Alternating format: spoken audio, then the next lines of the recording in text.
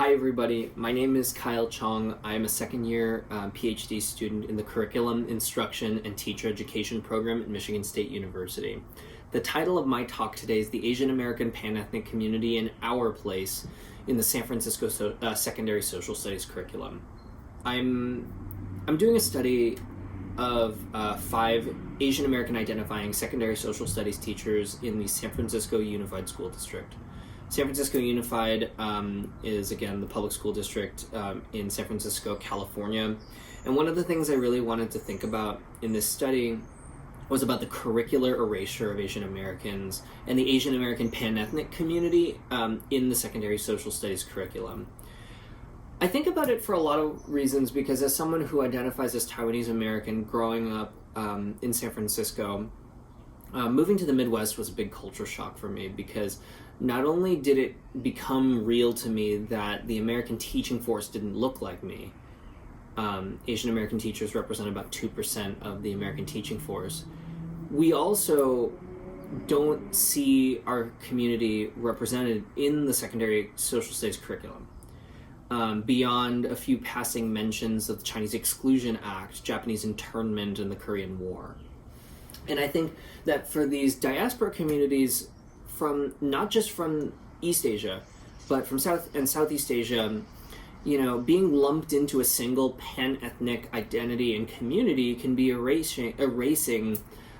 some of the diversity and intersectionality that exists within our pan-ethnic community. So what I did was I studied 5 Asian American identifying secondary social studies teachers, and I talked to them a little bit about what it was like for them to teach their own history or to find ways to talk about our history and our community's history in the United States. And what they shared was really spectacular. And I think one of the things that I saw a lot of them talk about in our semi-structured interviews was that these gaps in curricular representation weren't just gaps, but that those teachers felt that they had to compete with other historically and multiply marginalized communities for representation in the curriculum. And with an AsianCrit analysis that I performed, on their responses, it was really clear to see that these teachers exemplified a lot of what Musaeus 2014 talks about as a strategic anti-essentialism. And what that means is, to someone who's never heard that term before, right, is as we as teachers can activate our own experiences and not leverage them or filter them through, being portrayed in the curriculum as a group to whom pain and white supremacy has been done unto, but instead that we can be a community that can redefine our diverse and our diverse community. And I think one of the things too that was really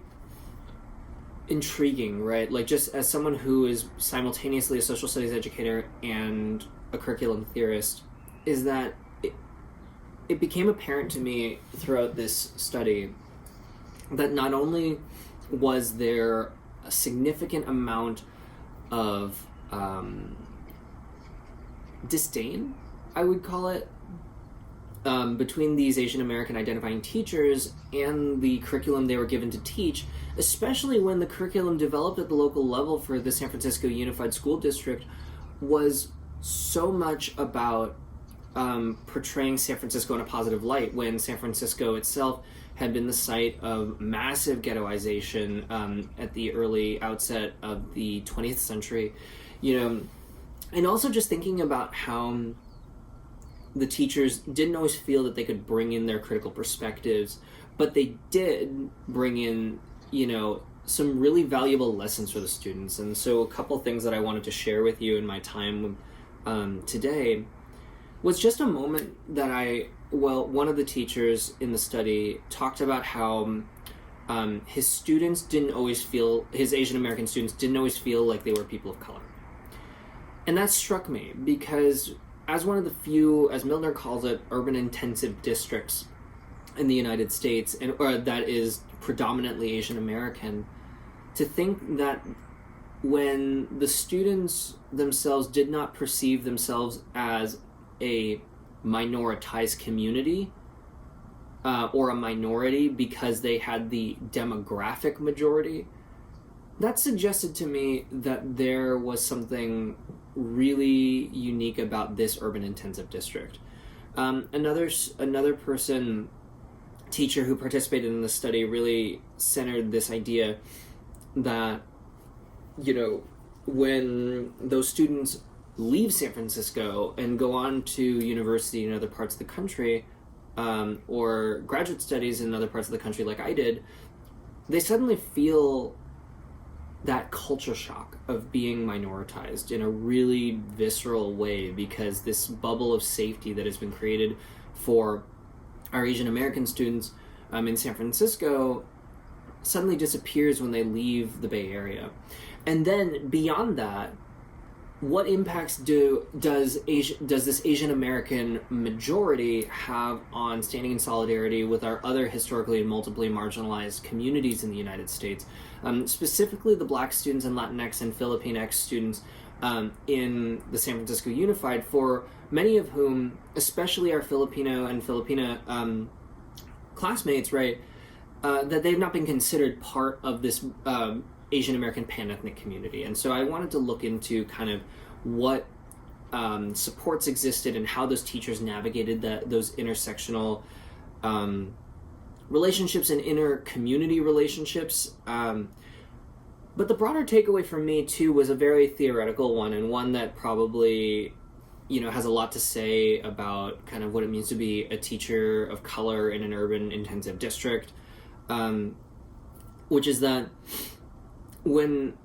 we think about this Asian majority in San Francisco, what does it mean? What is the difference between being a normalized minority and a minoritized norm? And I think that was one of the biggest takeaways for me. The difference for me was that to be normalized, even though we are a historically marginalized or minoritized community, that we're still a norm and part of the city, as opposed to the fear that we, and as I certainly felt leaving the Bay Area, right, and becoming a minoritized norm, which is that there's a kind